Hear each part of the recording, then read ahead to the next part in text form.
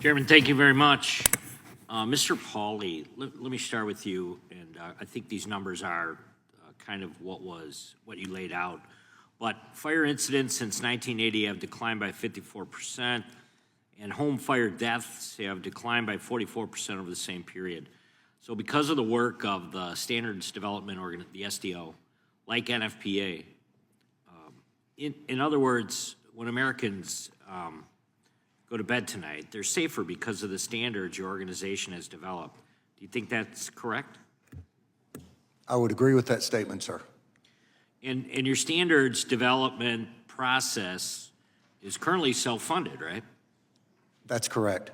So on average, how much do you think it costs? This is a tough one to answer maybe, of what it costs for NFPA to develop a new standard or update a current standard that might be in place? I appreciate that question. It is a tough one to cost to answer. The vast majority of our expenses that we incur do go to the development of standards, because it's not just, I realize people think of it as just words on paper, but I have engineering staff that have to staff technical committees. I have IT staff that has to put the systems in place to be able to update those standards.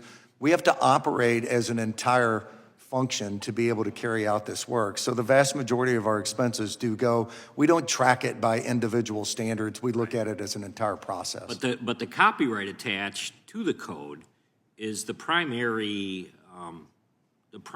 revenue that's generated to fund that process. Yes, sir, Representative Fitzgerald. It makes up about 70% of our revenue comes from the sale and licensing of our codes and standards. So do you think you could continue to have kind of the self-funded model absent the Pro Codes Act? No, sir. I believe that's exactly what's at risk today, is that the model works not only because it's self-funded, but because it also allows us to be independent. And that's such a critical part in the development of codes and standards. We put people around the table so that no one entity or interest can control the outcome of that standard.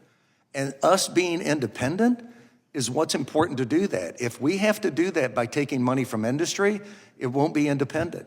If we have to take money from government, it won't be independent. This model's worked for a century, and it has worked well, and it has served the public well. Very good, thank you. Mr. Vanieri, I don't want to put words in your mouth, but your association's concerns with the proposed Pro Codes Act, a lot of it seems to be centered around the mandated posting of the codes online. Is that an accurate statement? That is correct. Okay, and that's because some of the codes are for national security, critical industries, and specific types of technologies. Is that correct? It's not necessarily just the technologies, Mr. Fitzgerald. The question and the problem with the Pro Codes Act is that the person or the entity that decides whether or not my copyrighted material must be posted online for free is not the copyright holder. It's not ASME.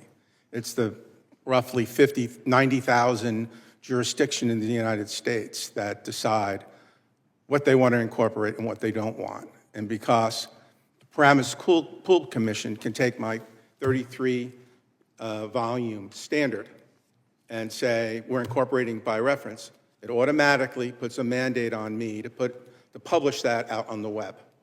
And I don't have control over that. Incorporation by reference is not a copyright violation. So I have no way to stop anybody from incorporating by reference. And if you've got enough jurisdictions out there incorporating this, incorporating that, you can essentially wind up with having the whole out there.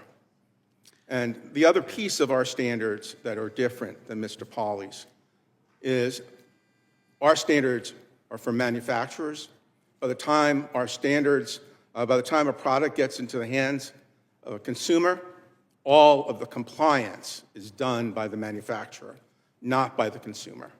So they're different, and that's part of the reason why I have an issue with the bill as drafted, because it's one size fits all, no matter what kind of standard you're dealing with. So one more follow-up, I guess, would be, there's been some discussion about national security implications.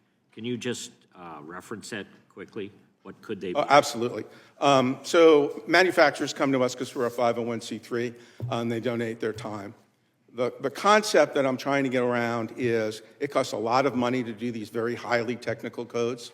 If you take away my revenue source, I leave the field. And then who's going to come into that field? It's going to be geopolitical rivals. Thank you, Chairman. I yield back.